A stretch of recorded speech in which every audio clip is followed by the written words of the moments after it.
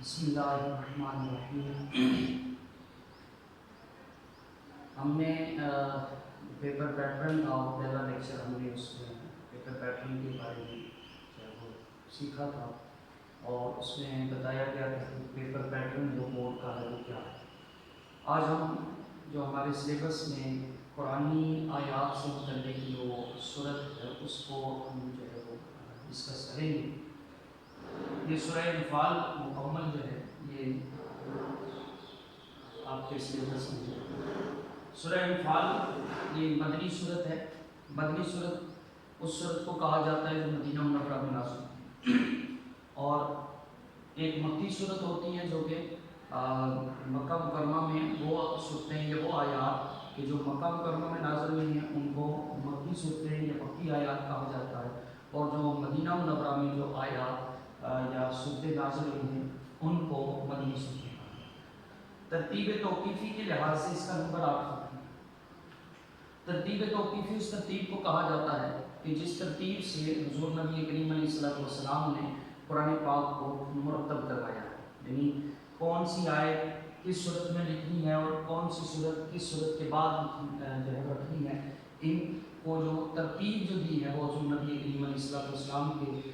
فرمان کے مطابق دی گئی ہے، تو اس کو اس ترتیب کو ترتیب توقیفی کہا جاتا ہے۔ ایک ہے ترتیب نزولی کی،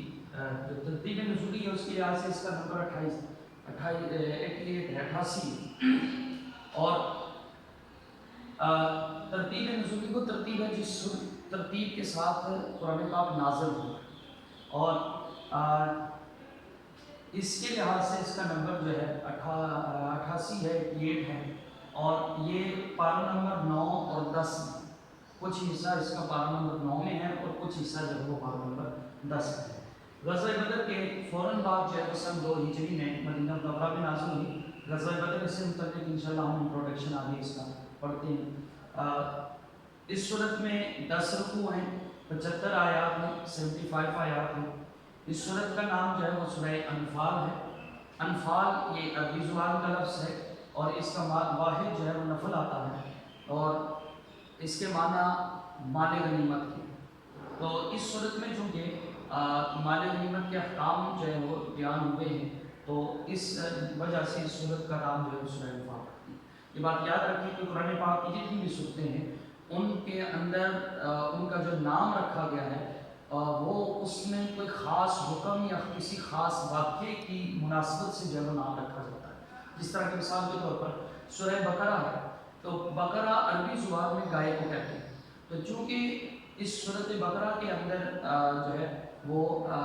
گائے کو ذبح کرنے کا، بنی اسرائیل کی گائے کو ذبح کرنے کا جو واقعہ ہے وہ بیان کیا گیا ہے، تو اس مناسبت سے اس سورت کا نام ہے وہ سورہ بقرہ رکھا گیا ہے۔ تو اسی طرح اس صورت کے اندر چونکہ سورہ انفال جو ہے وہ اس مال غنیمت کے جو احکام کو بیان ہوئے ہیں، تو اس مناسبت سے اس کا نام جو ہے وہ انفال رکھا گیا۔ مال غنیمت وہ مال دشمن کا ہوتا ہے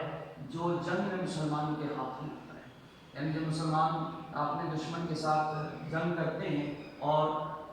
اس کے بعد مسلمانوں کو فتح حاصل ہوتی ہے، تو فتح کے بعد جو بھی مال مسلمانوں کے ہاتھ آتا ہے اس میدانی جنگ میں سے، وہ مال جو ہے وہ مال غنیمت کے ہوتا ہے۔ اس صورت کا جو زیادہ تر حصہ ہے وہ غزوہ بدر کی حالات و واقعات پر مشتمل ہے، چونکہ یہ غزوہ بدر کہ فوراً بعد نازل ہوئی ہے، تو یہ پہلا معرکہ جو ہے وہ کفر اور اسلام کے درمیان تھا، تو اس مناسبت سے بہت سی چیزوں کے حوالے سے احکام وغیرہ اور بہت سی چیزوں کا ذکر جو ہے وہ اس صورت کے اندر کیا گیا۔ غزوہ بدر یہ پہلا معرکہ ہے اسلام اور کفر کے درمیان، اور بدر چونکہ کنویں کا نام ہے، اس کنویں کے پاس یہ لڑائی جو ہے وہ لڑی گئی، یہ جنگ لڑی گئی، تو اس مناسبت سے اس کو جو ہے وہ غزوہ بدر کہا ہے۔ غزوہ اس جنگ یا اس لڑائی کو کہتے ہیں کہ جس میں نبی کریم علیہ السلام نے بطور کمانڈر یا بطور امیر لشکر جو ہے وہ شرکت کی ہو، تو اس جنگ یا اس لڑائی کو غزوہ کہا جاتا ہے۔ ایک سریہ ہوتا ہے، سریہ اس جنگ یا لڑائی کو کہا جاتا ہے کہ جس میں حضور نبی کریم علیہ السلام نے کسی اور کو اسلامی لشکر کا کمانڈر یا امیر بنا کر جو ہے وہ بھیجا۔ یہ معرکہ جو ہے، یہ جنگ، یہ غزوہ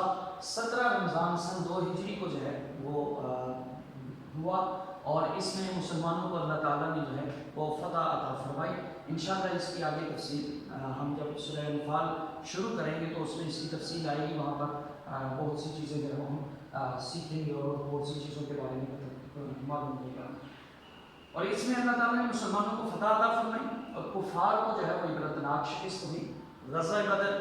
اس کو قرآن پاک میں یوم الفرقان بھی کہا گیا ہے، اور یوم الفرقان کا مطلب ہے فرق کرنے کا دن، یعنی اس دن اس غزوے کی وجہ سے، اس لڑائی کی وجہ سے